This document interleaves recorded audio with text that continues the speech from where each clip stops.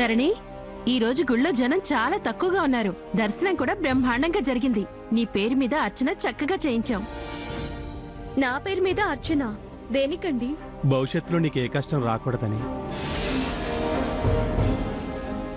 ఎలాంటి ఇబ్బంది రాకూడదని, అన్ని శుభాలే జరగాలని, నీ పేరునున్న కంపెనీ లాభాల్లో నడవాలని.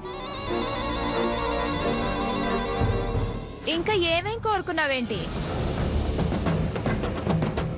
ఎవరు ధరణిని ఇబ్బంది పెడతారో వాళ్ళని అష్టకష్టాలు పాల్చేయమని,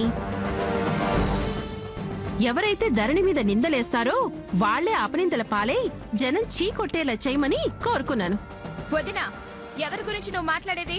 అరవకలేక, ఎవరు ధరణి విషయంలో చెడు చేస్తున్నారో వాళ్ళ గురించి నీకెందుకు కోపం వస్తుంది? ఓ సారీ, నువ్వే కదా ధరణిని ఇబ్బంది పెట్టేది. ఏదో దూరంలో అనేశాను, ఏమనుకోకే. దొంగ నాటకాలు ఆడకు. కావాలనే మమ్మల్ని అంటూ ఏదో ధోరణిలో అన్నాను, వరసలో వాగాను నానకు. తమరెందుకండి ఆహా ఓహో ఇంకా ఏం కోరుకున్నారు అని అడిగింది? ధరణి పేరు మీద అర్చన చేయించాననా? కష్టంగా ఉంది. ధరణి, ఇప్పుడు ఎలా ఉంది? వామిటింగ్స్ తగ్గాయా లేకపోతే ఇంకా అవుతూనే ఉన్నాయా? తగ్గకపోతే డాక్టర్ దగ్గరికి వెళ్దాం పద. వాంతులు తగ్గాయి కానీ వికారంగానే ఉంది. ఈ మాత్రం దానికి డాక్టర్ దాకా ఎందుకులేండి, తగ్గిపోతుందిలే. మనిషికి ఏదైనా తేడా వస్తే వచ్చింది ఊరికే వెళ్ళదు. దానికి తగ్గ మందు దానికి పడాలి.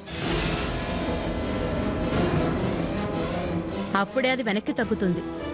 పాపం నీ మీద ప్రేమతో ఆఫీస్ పని పక్కన పడేసి వస్తే అదే తగ్గుతుంది అంటావే? వెళ్ళిరా ధరణి. అవసరం లేదు. ఎందుకు అవసరం లేదంటున్నావు? తన అవస్థ పడుతుంటే నువ్వు ఆనందపడదావనా? నాకు అలాంటి బుద్ధేం లేదు. తన అవస్థ పడ్డం చూడలేక డాక్టర్ని రమ్మని ఫోన్ చేశాను. అబ్బచ్చా, నీకింత మంచి ఆలోచన రావడం ఏంటి? మళ్ళీ ఎక్కడో భూకంపం వచ్చి తీరుతుంది. చూడు బావా ఎలా అంటుందో. మంచి చేసిన తప్పేనా? అన్నీ అమ్మా అన్నీ. పడ్డవాళ్ళు ఇప్పుడు చెడ్డవాళ్ళు కాదులే అమ్మా. అన్నవాళ్లే ఆఖరికి నాలుగు ఖర్చుకుంటారు.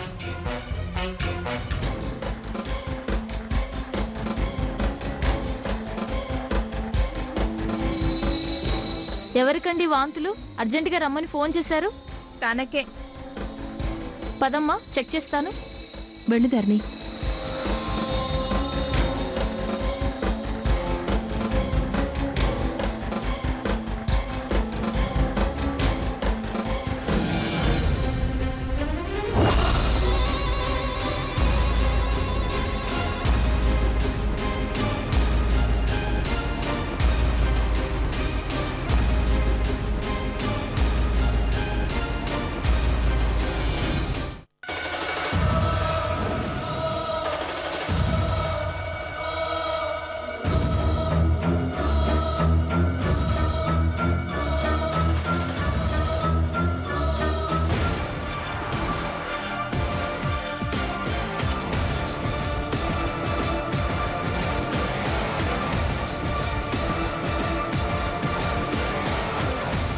Doctor, any problem?